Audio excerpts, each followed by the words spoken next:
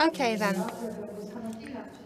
This morning we had our first session that took into consideration the idea of comparing different personalities and professionalisms to identify methods and ways of designing workspaces in a sensitive manner. I don't think it's worthwhile to dwell on a summary, a recap of this morning's presentations, but it was expressed in the course of the various presentations we had and evidenced in the last presentation, which showed us an example of sensitive design of a very significant workplace. Now, let's resume going into a little more detail regarding particular topics. This morning, I mentioned sustainability, not only energy-wise, but also from a social point of view, and not just in terms of work modalities. So this panel, and here I will proceed in order of presentation. We have architect Flavio Trinca, then we have architect Emma Tagliacolla and architect Ilaria Montella, whom I have the honor of working with within the framework of all the training initiatives undertaken by the Association of Architects, and each of them will obviously, based on their specific skills, to pick up on the European Year of Skills. So they will touch on this topic from different perspectives. So I'd like to give the floor immediately to Flavio Trinca, who will talk about this concept of digital nomadism. I'd just like to say one thing. I had the impression, I don't know whether you agree with this or not, that it's true. And I raise this as a question for those who will come tomorrow and who will delve into these matters subsequently. It's true that we are more connected thanks to technology. That is undoubtedly true. But honestly, I was struck by that slide showing the comparison between the situation where we had people working under various cubicles and people working in an open space. But those working in an open space were perhaps more isolated than those working in cubicles, because the image was very significant from this point of view.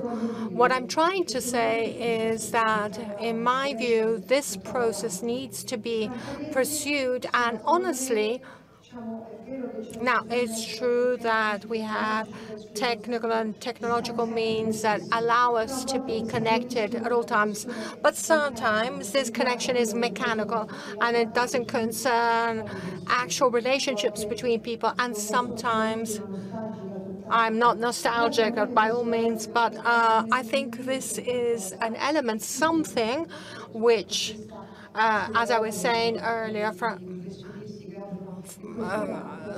the perspective of the professionals working in this field, should be investigated further. And this is something we need to take into account as architects. Now I'll give the floor to Flavio, who will talk to us about digital nomadism. Is the microphone on? Yes. Okay, fine. Well, first of all, good afternoon to everyone. I'd like to thank the Metropolitan City of Rome for its hospitality and for having organized this nice conference. I've been here since this morning, and I've listened to many interesting presentations. I hope that my presentation will arouse some interest, at least in terms of food for thought. And indeed, this is exactly what I want to put forward and suggest, not just proposals of a strictly architectural and design-related matter, but talking about new ways of working. When I was assigned this topic, I immediately thought about digital nomads. Who are digital nomads? Well, actually, for the very first time, we're in a situation where it is possible to do your job in places other than the places where a product is manufactured. The founder of Netscape was perhaps the first to theorize or highlight this new situation, but it's a situation that began to develop well after the pandemic, but it was ongoing and had been ongoing for several years, so much so that our association in 2022 introduced officially. Oh, there's the screen. Can you turn it towards me so I can read? Otherwise, I can't see, says the speaker. So our association introduced the figure of the digital nomad in 2022. In what way? Our association envisages that it is possible for at least 1 year, subject to renewal, for those who come to work for, to receive a visa, regardless of normal migration mechanism. So our country recognizing this figure. Who are these digital nomads? Well, let's start with some figures to begin with. It has been estimated, and this dates back to 2022. The latest data we have are of 2022. It's been estimated that in the world there are about 35 million digital nomads. And that's a figure that I found quite impressive, and I compared it with foreign tourist flows in Italy, which stand at 60 million people per year. Sometimes it may be a little higher, sometimes a bit lower, but roughly speaking, we have about 60 million tourists per year or visitors per year. Now, it's clear that 35 million don't all come to Italy, mind you, but they do account for an important niche group, and it's not by chance that in many countries this form is, in my view, erroneously confused as a niche of the tourist market. But who is this digital nomad? Well, normally the image that we have of a digital nomad is this: a person who is sitting happily on the beach with his computer, his feet in the water, in the sunshine, and who can work regardless of where he is. This is only true in part, because as we have seen this morning in the examples that were shown to us, and also referring to what Roberta was saying earlier concerning the quality of workspaces, and by quality I don't mean only the physical quality, but also the relational quality of the workplace. Most digital nomads who can work on the beach, in the mountain, in a caravan, at a table in the bar, ultimately prefer to occupy spaces referred to as co-working spaces. Now, what are co-working spaces now, regardless of their physical characteristics? There are some nicer and some uglier ones, some more charming, some more exotic, some more original. But basically, they are places where people meet, essentially. And this is something very important from my point of view, in order to understand the mechanism of digital nomadism.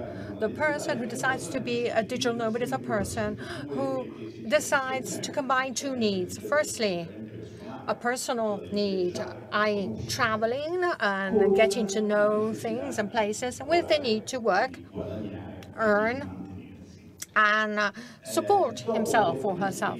After some initial experience, almost all digital nomads resort to co-working spaces like these. Why? Well, first of all, to set some rules for themselves, which may seem absurd, but knowing that you have to get up in the morning, get dressed to go to work is completely different from staying at home in pajamas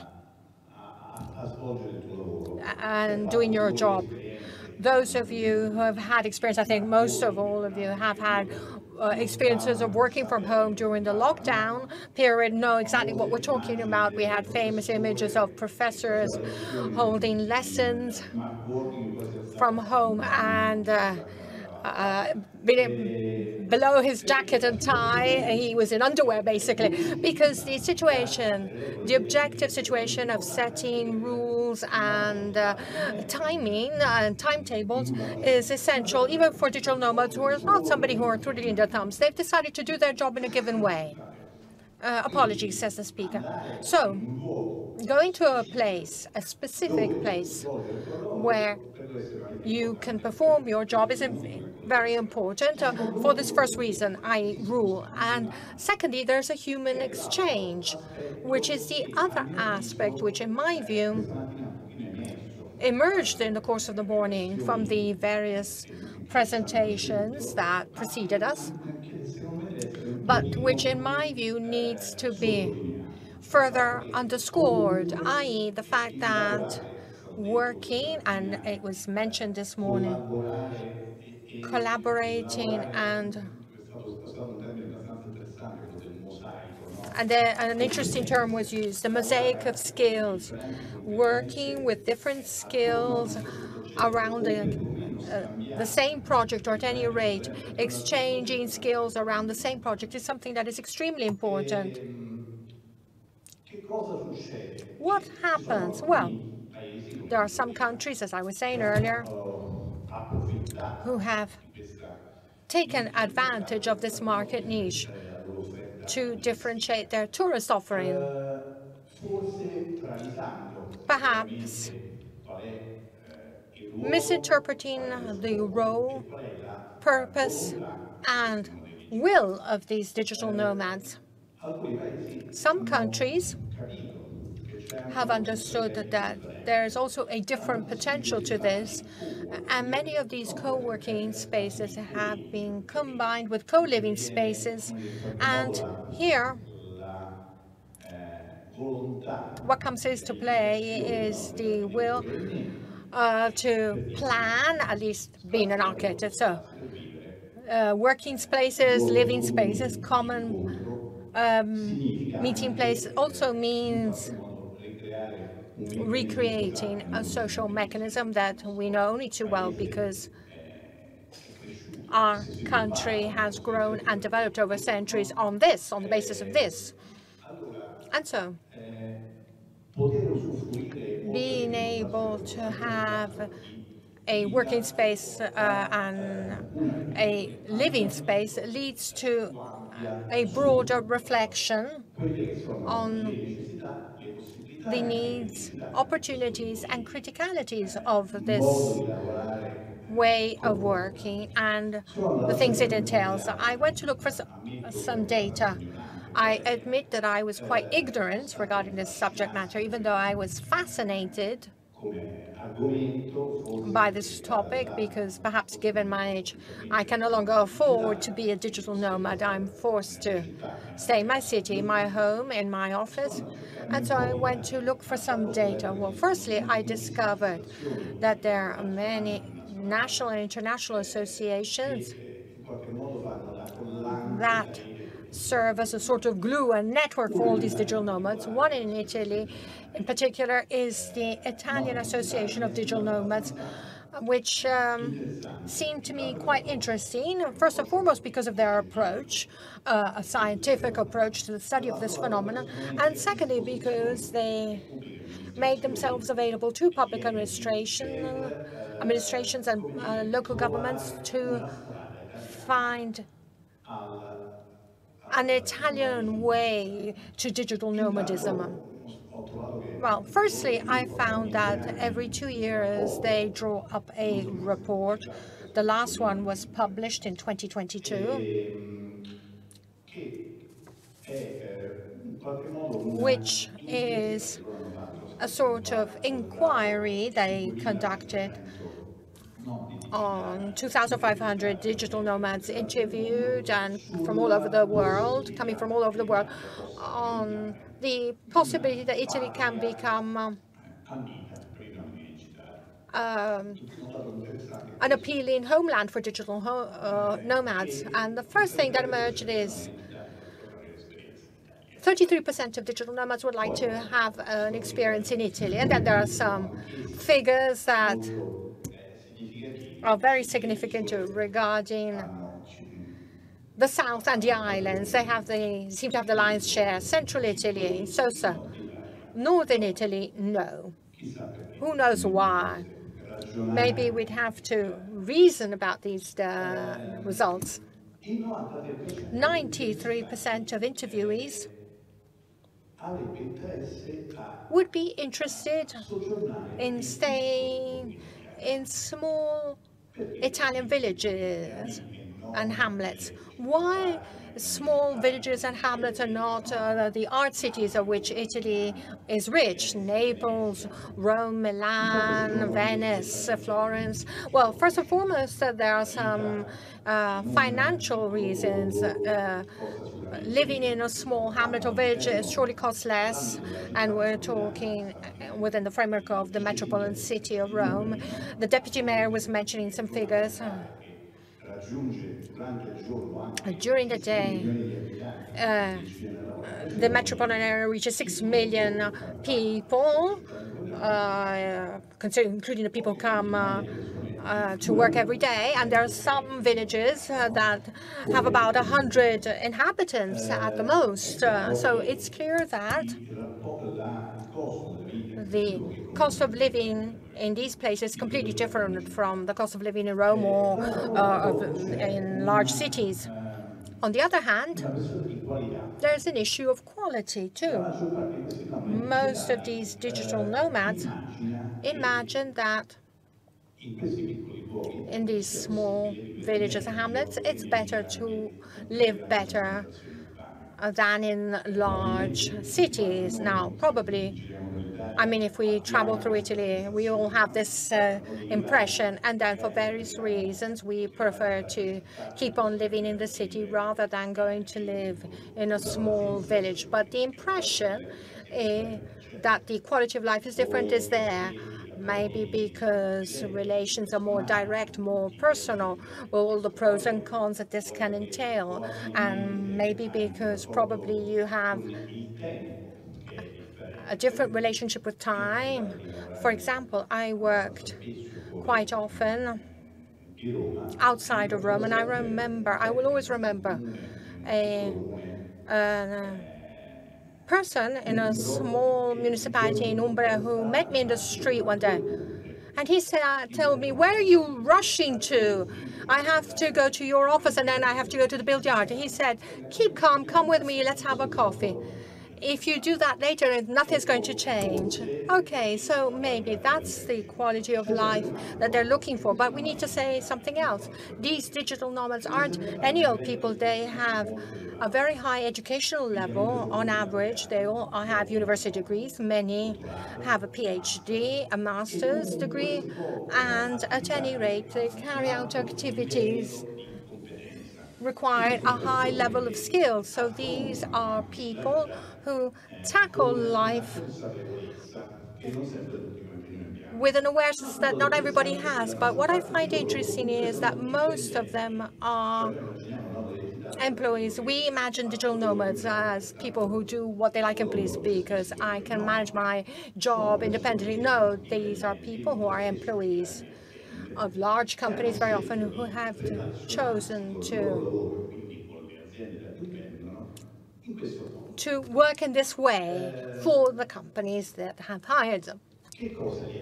What attracts them to Italy? Well, culture, first and foremost. And for them, culture includes also food and wine, for which Italy is famous. And if you like, there are many cliches behind these answers, but in my view, they're very interesting. Relationship with nature, because they imagine that Italy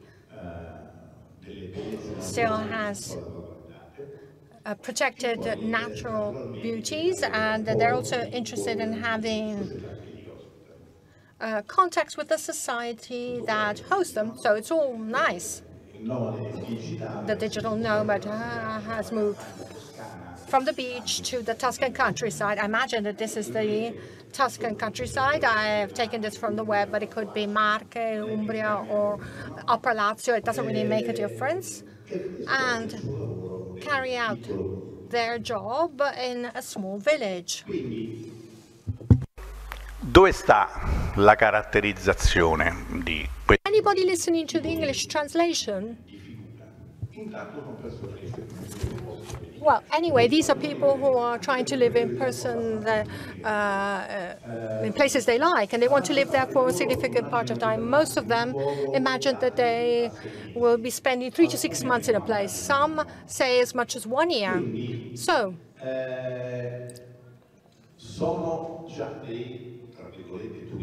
in inverted commas, they are tourists, if we want to use this term, unusual tourists. They don't get off a cruise ship from morning to night. They see Rome or they visit Venice and then they leave. These are people who stop and stay in a given place. And so, in some way, they bring their contribution, which isn't just economic, but also one of knowledge. And they can bring it because they stay for a longer period of time. Now, of course, they're interested in Italian food, art, and Italian culture, the landscape. Somebody listening to the English translation, if this is the case, can you please raise your hand? Raise your hand if you're listening to the English translation. Please raise your hand if you're listening to English translation. Can you raise your hand if you're listening to the English translation? Vogliamo, come dire, semplicemente diversificare l'offerta turistica del nostro paese e andrebbe anche bene, ma a mio avviso non è sufficiente, no? Anche perché il nomade digitale, appunto, essendo molto spesso indipendente per una grande azienda che sta all'estero, è vero sì che consuma qui ma produce per una situazione che molto spesso non sta nemmeno qui da noi in Italia. È vero che possono portare la loro cultura, la lingua ad esempio, no? Possono essere di aiuto e di supporto perché appunto i tempi con cui loro si fermano nei luoghi sono abbastanza lunghi, aiuto e supporto a diffondere ad esempio delle lingue straniere, prima tra tutte la lingua inglese. Questa mattina io ho fatto abbastanza difficoltà a seguire, ma mi ero imposto di non utilizzare le cuffiette. Non mi sarebbe dispiaciuto aver conosciuto 60 anni fa un nomade digitale che mi insegnava un pochino meglio l'inglese, no? Quindi l'Italia avrebbe tutte quante queste caratteristiche, tutto sta a capire se noi vogliamo che vengano qui e che vogliamo che cosa siano. C'è sicuramente, come dicevo, questo discorso della differenziazione dell'offerta turistica, ma si sta diffondendo in giro per l'Italia. Ci sono alcuni progetti sviluppati da alcune regioni italiane, la regione Lazio anche ne ha sviluppato uno 2 o 3 anni fa, la regione Toscana, per incentivare la venuta in Italia di questi nomadi digitali come sistema per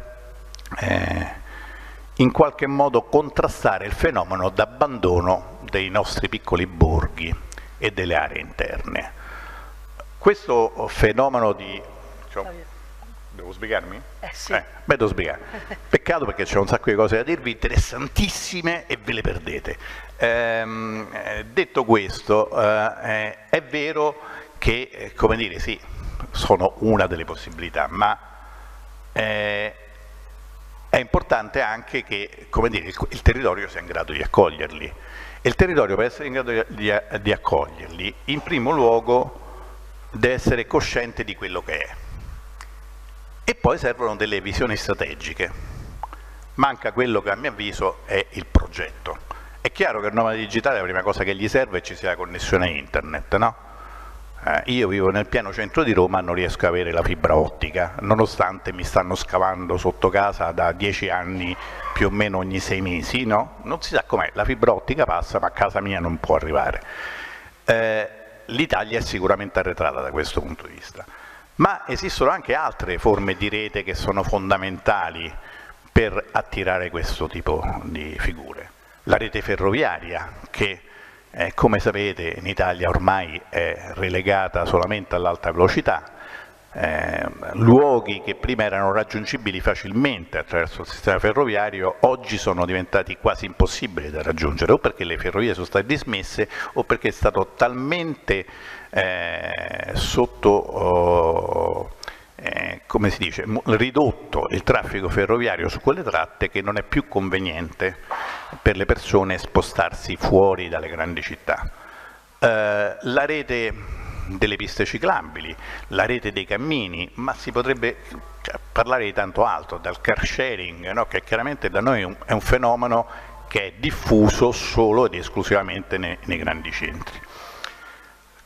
Dobbiamo cominciare quindi a pensare a queste figure non come turisti, ma come abitanti temporanei delle nostre città, dei nostri luoghi e del nostro territorio, dal punto di vista, come dire, della progettazione e della pianificazione territoriale. Secondo me è un dato estremamente importante.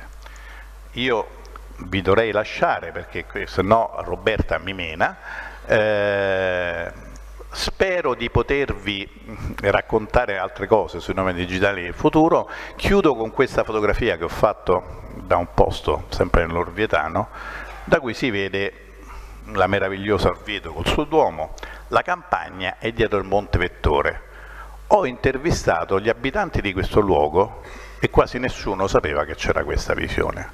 Quindi forse prima di tutto dovremmo fare un'operazione di coscienza con i nostri territori e fargli capire qual è realmente il loro valore per poter far sì che queste persone quando vengono qui da noi vengono a trovare quello che cercano.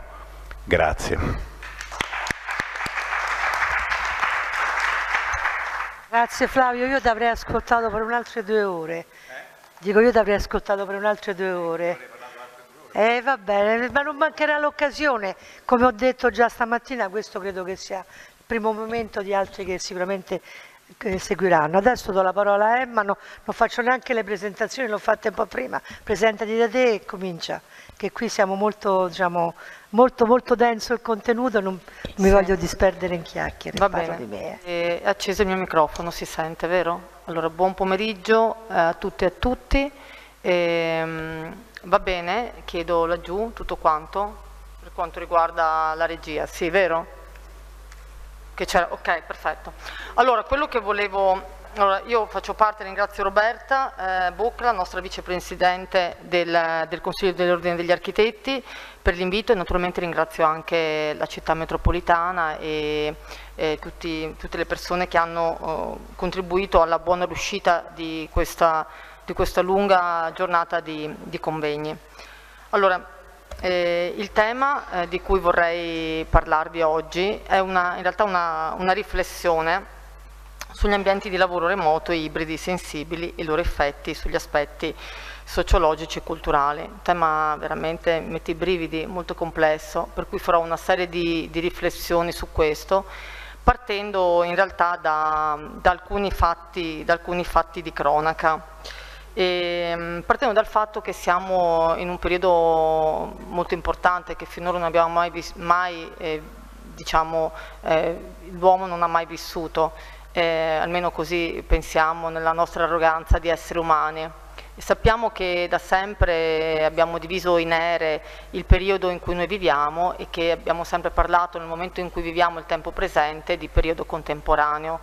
Naturalmente il nostro periodo contemporaneo è definito da alcuni come il periodo dell'antropocene, cioè quel momento, quell'era in cui l'uomo, le azioni dell'uomo sono così potenti da aver lasciato dei segni quanto indelebili, comunque sta poi a vedere, e naturalmente questo ha cambiato però completamente anche i paesaggi in cui ci troviamo. Ancora di più questo è accresciuto dal fatto che ci troviamo in un periodo, nel periodo post-pandemico, se così vogliamo dire. Vorrei proprio partire dall'attualità, da un articolo, tra l'altro, che è uscito ieri, che annunciava la vincita dello scrittore Jonathan Safran Foer. Si intitola, diciamo, ha vinto il premio, un premio letterario, il premio Lattes Grinzane, e il suo articolo è intitolato Molto tecnologici, la sua lezione magistrale che penso terrà oggi o domani, Molto tecnologici, incredibilmente limitati. Questa sua interessante lezione magistrale racconta tantissime cose e di questo parla di moltissimi temi, secondo me, importanti per poter riflettere su questo argomento di come lo spazio cambia. E ho scelto una frasetta che vi leggo, chissà se possiamo riconoscerci nel racconto che fa questo scrittore. Quando ci svegliamo e andiamo alla scrivania con la nostra caffeina del mattino nella tazza, nell'inclinare il monitor e raddrizzare lo schienale delle nostre sedie regolabili, ci scopriamo sempre più a disagio. In qualche modo le dimensioni sempre più crescenti dei monitor nascondono più di quanto rivelino, e lo schermo amico dello smartphone, che ci avverte cinguettando delle informazioni in arrivo, non fa che interrompere i pensieri, come infatti vogliamo che faccia. Allora, il testo, questo breve testo, che vedo anche un po' ironico, appunto, siamo in questa dimensione, rimaniamo anche in un'altra, ci chiede un po' qual è la direzione, possiamo chiederci, che stiamo prendendo, come dire, qual è la direzione che vogliamo che prenda la nostra esistenza, e se questo valore estremamente tecnologico della nostra esistenza può veramente essere considerato un progresso e può veramente avere una direzione positiva. È certo comunque che chiunque di noi, chiunque insomma di voi abbia una carriera lavorativa, in questo momento lavora molto e lavora ancora molto di più di quanto potessero lavorare i nostri antenati cacciatori e raccoglitori. E dunque si pongono due temi secondo me. So there are two topics that are very important. One is time and the other is space. And literature in general and newspapers tell us a lot, not only scientific terms, but also just to disseminate knowledge, how the space in our dwelling are changing. In Repubblica, in Economia e Costume, dedicated a whole article on how dwelling are changing. And in the last 50 years, we have seen that buildings, residential buildings, have changed. They used to be very big in the past, 130 square meter, and now there are 90 square meters, 50 square meters, a much smaller building, residential flats. And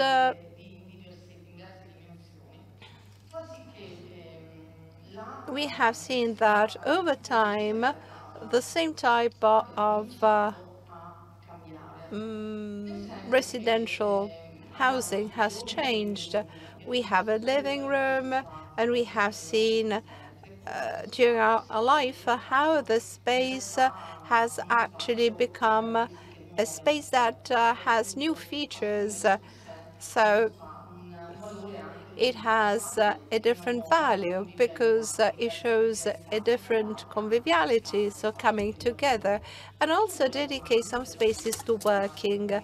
And therefore, in the new buildings, architects now have a new task, because we don't need an extra room, but we need a living room which is multifunctional and therefore has to be furnished in a different way.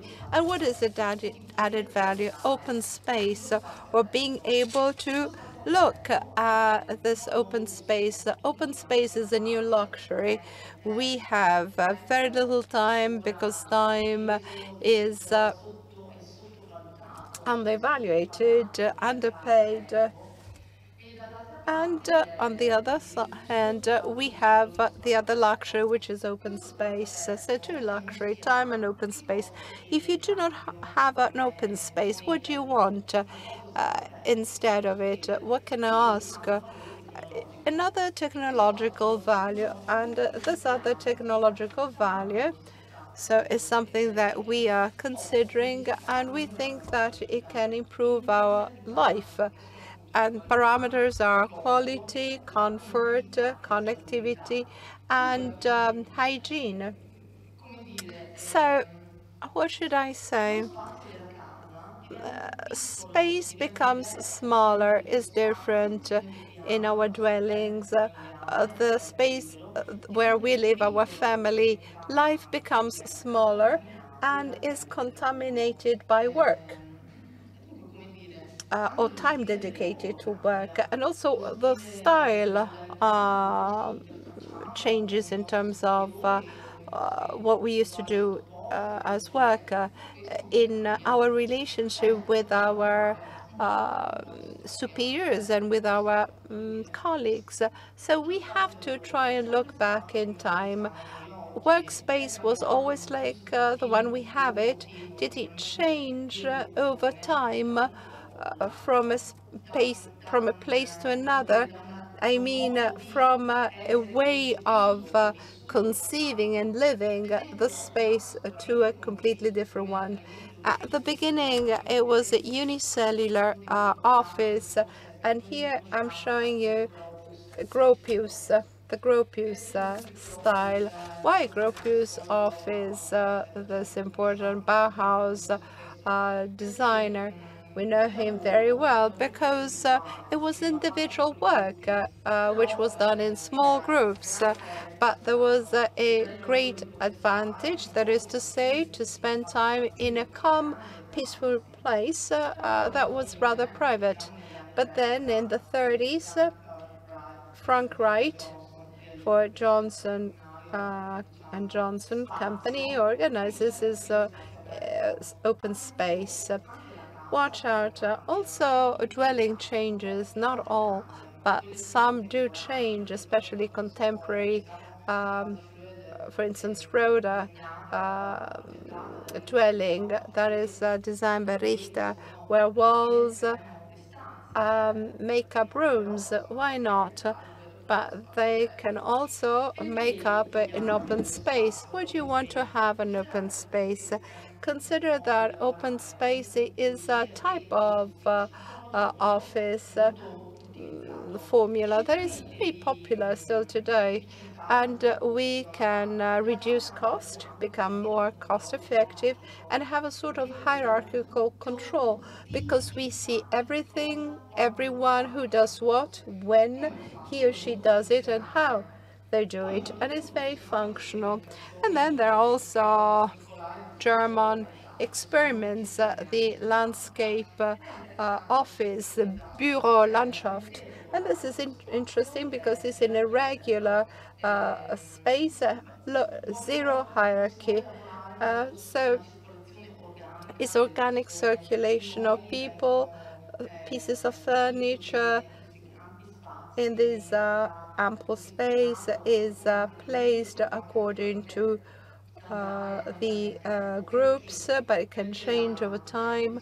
Why? Because the focus is to have a collaborative space, but very comfortable at the same time. These are just some experiments, and we can see also today in co-working spaces. But let's see that everyone can see what others do, when, how, etc. So there is a control at the end of the 60s. So let's say late 60 and a little bit later, there is, well, not a patent, but there are studies by design houses. And there Herman Miller comes with the action office. That is to say, space is organized by panels, division panels of different heights that let workers communicate in a flexible manner. So spaces are flexible, but there is an important aspect that we see over and over, with the exception of Gropius. Spaces are very noisy. And in this period, I'm not showing any slide, but I can tell you that we start carrying out some experiments on La musica a basso music over space. Music helps, and we have our supermarkets, restaurants, wherever we go, there is always some music that is proposed. So there are some studies and some music, also high-level, low-volume music that is used in different places, not only in shopping area, but also in working spaces. So I'm a little late, or how am I doing with time? Am I still in the time allotted to me?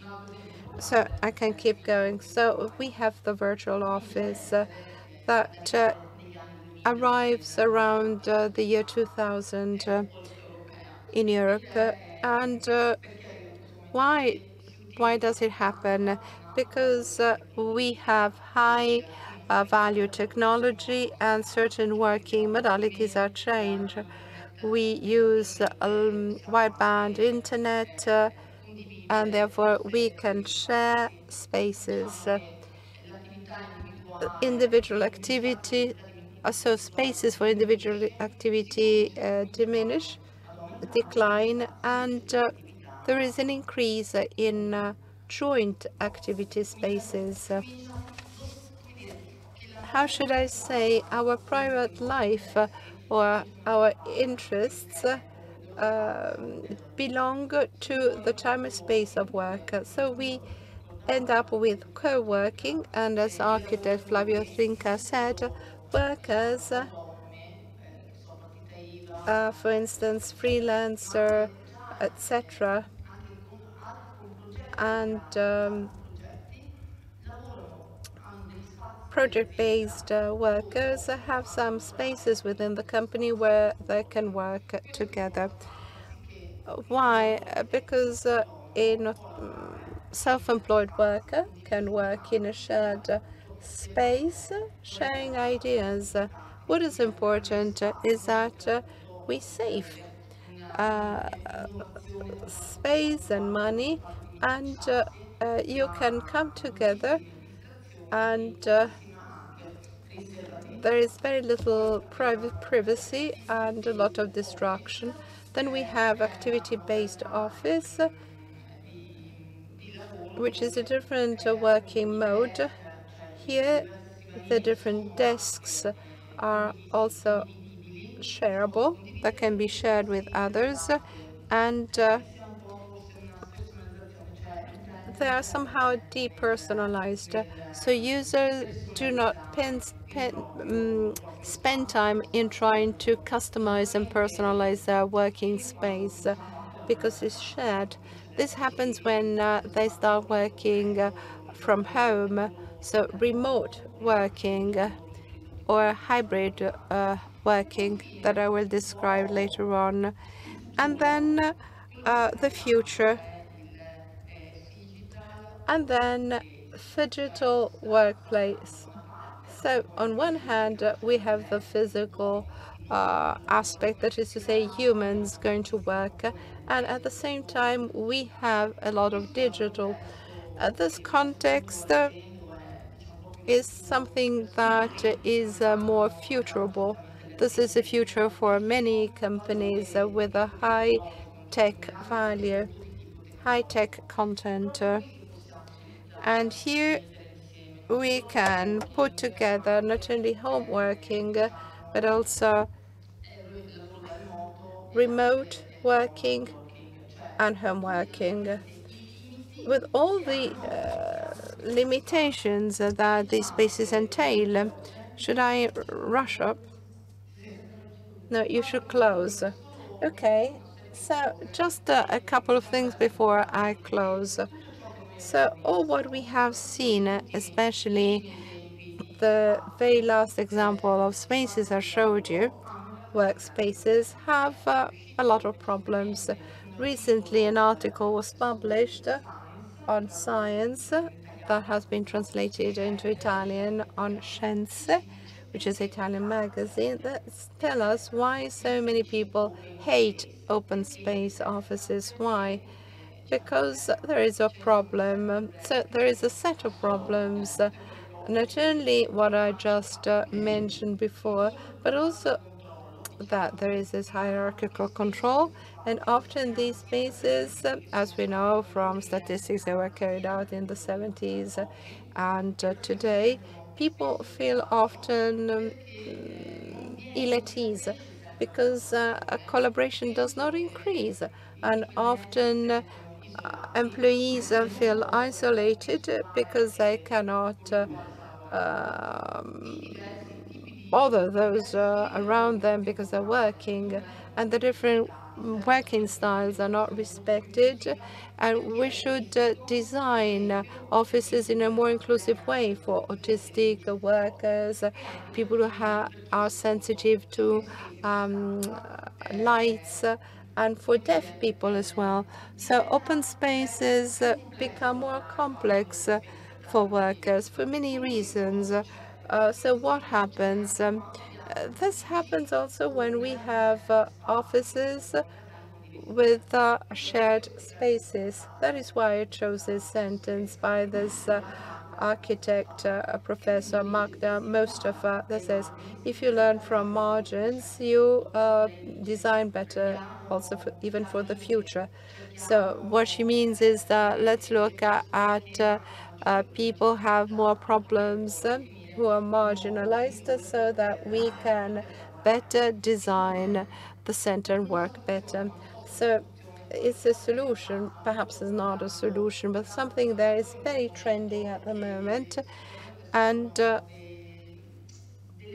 this will be one of the working mode of the future, i.e. hybrid work, which brings about hybrid space. What is hybrid work? It's not only remote work, but is finding flexible solution, not only in terms of timetable, but also the place where you work. So you can always work remotely from different places, or can always work in person in the office. But this brings about a lot of problems, and here I promise I close. Many problems that are summarized here. It might be complicated. Look here. So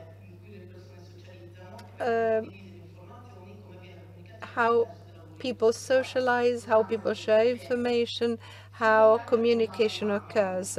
So we lose human contact because many relations and many information of physical life are now virtual.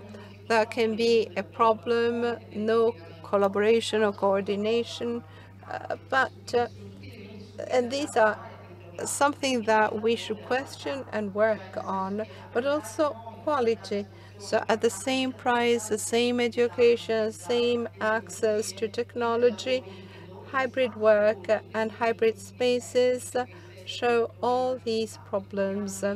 And so being able to use hybrid work, a resort to hybrid work in a certain period of our life is very important, because we can work in a different way and to take care of different aspects of our life. But we have to say also that women's work, which is the work of care or reorganization of life outside the mere working space, can be particularly affecting workers that work in this working mode.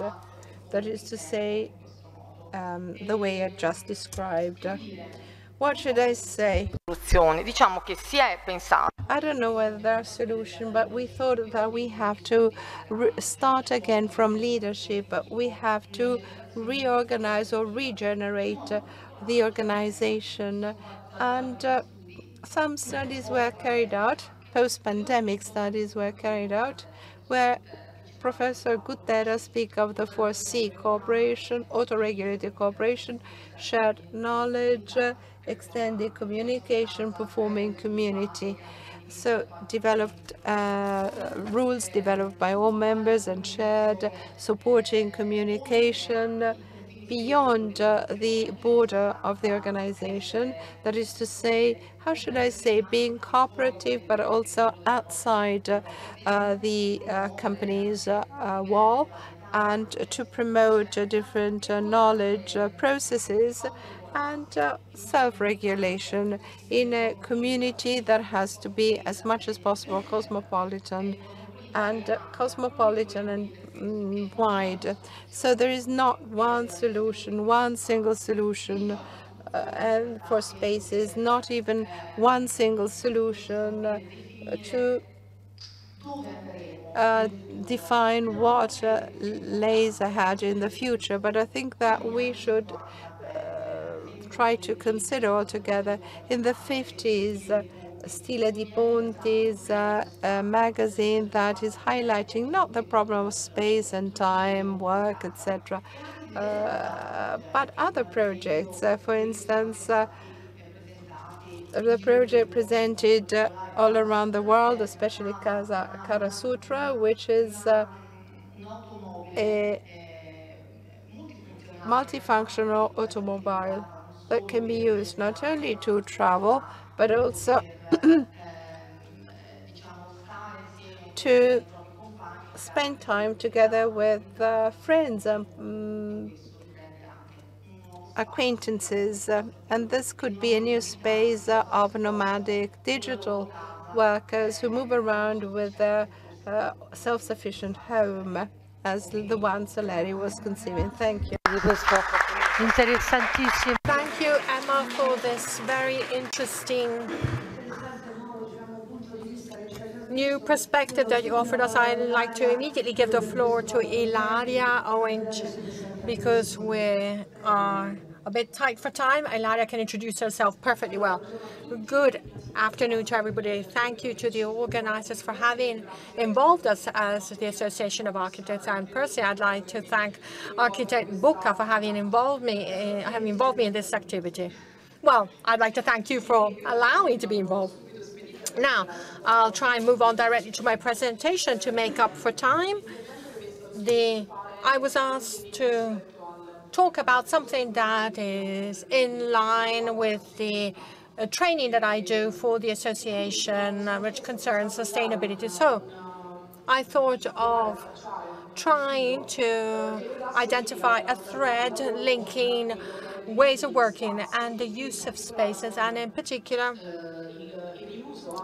the reuse of buildings, of existing buildings, and optimizing the use of open spaces. And I'll explain myself more clearly.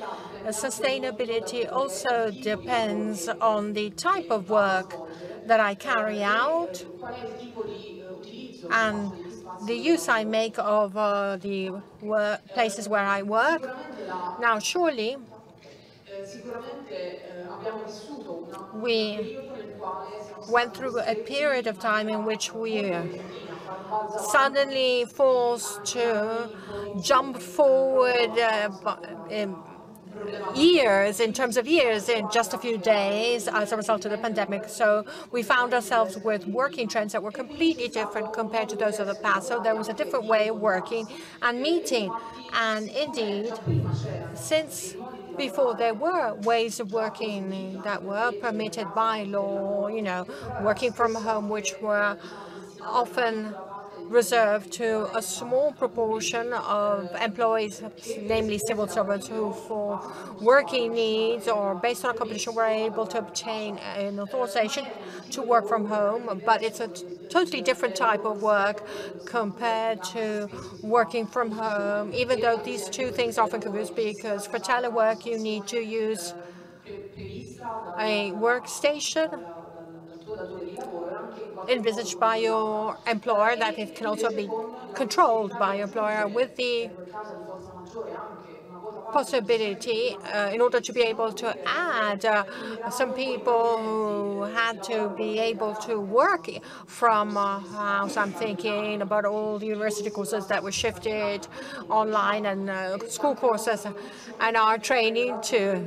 We were amongst the first to resume online activities, and we found ourselves with a change subsequently, steady change, because many of our people prefer to continue following courses online. Now, going back to my presentation, whereas before 2019, so before the pandemic, the percentage was just over 14%. After the pandemic, based on the Eurostat sources, the percentage of people who habitually or either occasionally work from home has grown to 24%.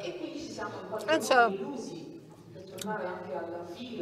going back to the issue of sustainability, we thought that we had succeeded in becoming virtuous and in reducing emissions, and in all the graphs that we were able to see, and I even have some more compelling images provided by the Italian Space Agency and the European Space Agency, which showed the decrease of climate-changing gases compared to the previous period, especially in the more polluted areas, i.e. cities. So we had this illusion that with lowered emissions, because we were forced to reduce movements, and so we therefore reduced emissions tied to transport. But often we are led to believe that if we don't move, then we can curb emissions. But actually, there is a crucial issue, and since I need to focus on sustainability, I wanted to focus on digital pollution too, caused by the use of computers, electronic devices, or infrastructure that contribute to CO2 emissions. And indeed, the data, scientific data, shows that in 2008, only 2% of global emissions was due to the use of computers and electronic devices. I would like to apologize with you because I realized of a mistake. I wrote CO2 with a big 2, but it's supposed to be a small 2. So I'll make the correction. I prefer to say that because often we tend not to notice it, but I noticed it before coming here, but I had already sent my presentation, so I prefer to confess, and I'll send the corrected version afterwards. So in 2008, emissions amounted to 2%, and it grew to 3.7, and it is expected that in 2025 it will go up to 8.5%. And so we're wondering, when we are at home and think that we haven't led to any CO2 emissions because we haven't moved from home, we have actually produced emissions. Have we produced emissions? Yes, because the use of electronic devices produces emissions. So it has been estimated that by simply sending an email with a 1 megabyte attachment, we have used 19 grams of CO2, or with a Google search we can consume between 1 to 10 grams of CO2. And if we think that Google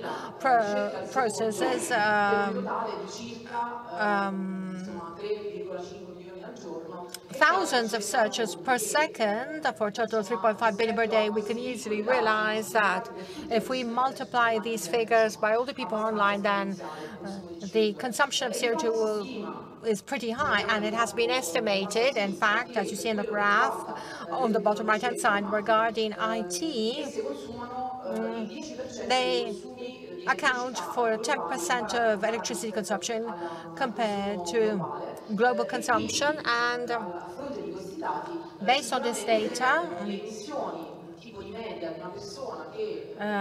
average emissions of a person who spends 1 year on the web amount to 244 kilograms of CO2 per person. So it has been estimated is that if the figure for 2025, the figure is quite high, it has been estimated that by 2040, the figure will have gone up to 14%, which is equivalent to the emissions of light vehicles. Now, clearly, all this staying in buildings and households has led to an increase in energy consumption in homes.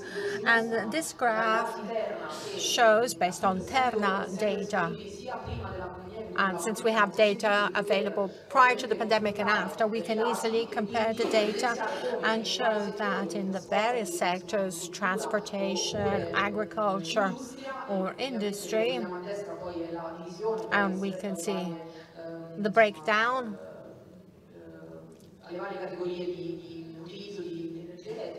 for the various categories of energy consumption. We can see that households have witnessed an increase in energy consumption. So now the hope is not to go back in time and to change our needs, but maybe we can look at some examples critically, virtuous examples, and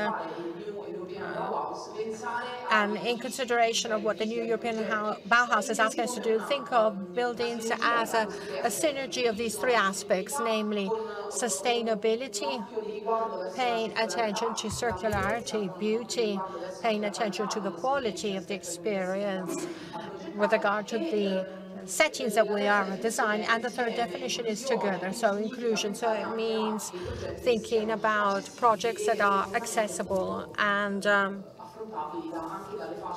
affordable by the less wealthy population groups. And based on this, I wanted to provide some examples. I didn't want to show you projects, but strategies rather that can be virtuous and for us professionals could be interesting with regard to design. So sustainability, both in the terms of using built heritage and open spaces. So we can see that one of the strategies that is most important, that is interpreted in various European projects cross-sectory, is the strategy of material efficiency to reduce emissions. And I wanted to include this reference because one of the things that have been stressed greatly is not so much the use of light materials and disassembly. So with design for disassembly, we have to think from the design phase how that project or that building can be disassembled. So thinking about disassembly even during the design phase. But what really caught my attention and I thought was absolutely relevant is a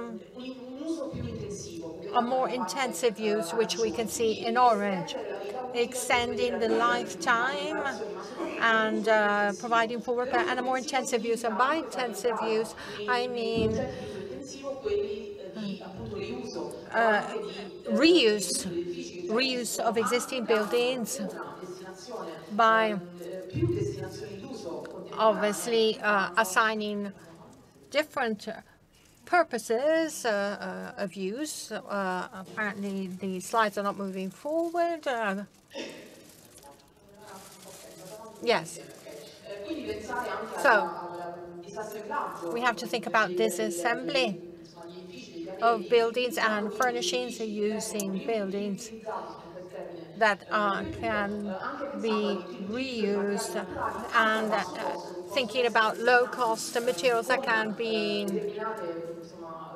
used to become spaces or furnishings. And I therefore wanted to show you some projects where even the use of green, of nature,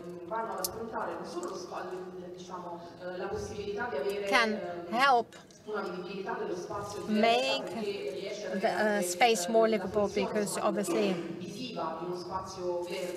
we have the impression, visual impression of a green space, also because in some buildings whose purpose has been changed, and this is the case. This is the redevelopment of a building that was used as a market, which is now being transformed in a co-working space where at the center there's a huge table that in this area, which is an existing area, and we have positioned various local plants that can contribute to the healthiness of the place. So, a strong incentive to the use of natural lighting that can help reduce energy consumption. Here I'd like to explain why the intense use of buildings by having more people at the same time and doing the same kind of job is one of the strategies that should be pursued, because if the same people were in different places, emissions and therefore energy consumption would be, for both lighting and for air conditioning or heating, would be multiplied, rather than obviously having the same people in the same place. And regarding the intensive use of buildings to reduce energy consumption, I'd like to mention in this picture, which is the same building I was showing before, where at the top you can see the co-working space and at the bottom there's a supermarket, the market. So it means that it is possible to use the same facilities but using areas for different purposes. So not only having intensive use by having more people doing the same job, but also having synergy between different purposes of use. Another project is based in Hollywood, and the idea is the same: reuse of an existing space and intensification of use, in thinking in this case about how open spaces are adequately treated in terms of well-being and comfort, so by assuring shade, clean air, due to the massive presence of vegetation, and therefore use of natural light can help create a space that can help reduce consumption. And so in this case, co-working here pursues the same purpose as in the previous case, with the possibility of encouraging social relations between people who go and work together. Now, based on this need of reusing spaces and the possibility of having relying on the disassembly of buildings and various elements, so many businesses over time have created systems that can not only be disassembled but could also be suitable to provide all the possible comfort that a co-working area can assure, but also making sure that there can be some privacy and that air can be healthy. So then by giving these elements that can be very minimal in terms of design and materials, but it can help. It's possible to have a private meeting rather than having a meeting in open space, and also flexibility of use and disassembly over time. That's favoring design for disassembly, which ensures circularity and disassembly use in other settings without having very invasive work, so much so that solutions of freestanding solutions are considered possible, even in settings where, in order to safeguard the historical and architectural value of the building, no major works are carried out. So many businesses have, and even today, there has been a surge in design projects of this kind during the COVID period to ensure some degree of isolation from the standpoint of hygiene if you have to share the same space, but having some boundaries that in that case was considered an added value to ensure the health and hygiene of people. So regarding the use of open spaces and encouraging their use, I've added this image which is a bit provocative. It has been designed by a group of children at a Sardinian school. At one award, it was presented at a festival on architecture that considers the best way to use green spaces, and it's a bit of a provocation because often encouraging moments where health has become one of our main focuses. Even the use of open spaces has been encouraged for working purposes too. I'd like to show you this example, which was designed recently and is developed as a co-working area that can host 8 people and is developed around a tree, and it's built in order to be disassembled, and it makes it possible to use this area for small meetings. It can be connected via Wi-Fi, so it's a way to better use open spaces, providing that they can assure conditions of comfort. In this case too, this is a study in a natural setting in the woods. I would live there. I would just work there. And here, I won't go into the details of this project, but it has been designed to have a window pane that is exposed northwards and not southwards to avoid overheating due to the radiation of the sun. And it's a way to show how open spaces can be used to a greater extent in order to reduce consumption too. So I'd like to wrap up this presentation by stressing one thing which, in my view, which for us designers should be food for thought. This is a map showing here in Rome. The areas in red are the more critical parts. It shows the intensity of the phenomenon of urban heat islands. The dots highlight the areas which are more problematic. The green areas are the urban parks where there is no heat-related anomalies. So now, going back to one of the needs tied to affordability, so being sustainable even for the less wealthier parts of the population. In this case, I am highlighting the urban heat island phenomenon, which is very present not just in the historical city center, but even in the eastern part of the capital. Here, I provided the data of the geographical areas, and in addition to this, on the left, we can see an increase in energy consumption during the summer in those districts, i.e. the hotter areas. And since this is consumption in summer, this highlights that since there's a greater influence of urban heat island, there's a greater consumption, energy consumption for cooling purposes. And what should make us think is that the map on the right shows us the average total income in the same district. So we can see that the income is lower compared to the central district. So one of the things we need to think about is that even if we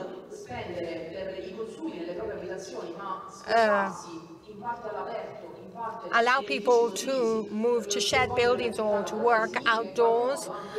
This can also mean intervening in terms of energy poverty of some parts of the population. Here I'd like to quickly show you some of the things that could be some mitigation strategies in open spaces that can help improve their use and help people better use these spaces.